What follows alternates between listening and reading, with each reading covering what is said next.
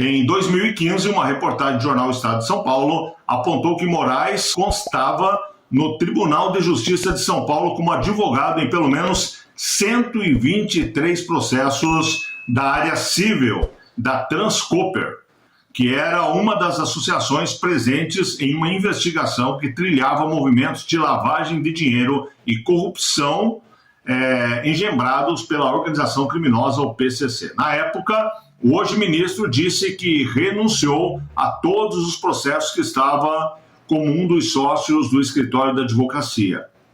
E depois ele se licenciou aí de advogar, né? Se licenciou na OAB. Mas, bastante, né, seu Moraes? Deixa até eu voltar aqui, deixa eu ver o número exato para não falar bobagem. 123 processos envolvendo aí a Transcooper, uma empresa ligada ao PCC, usada para lavar dinheiro, que o senhor Alexandre de Moraes era advogado, um dos advogados no caso.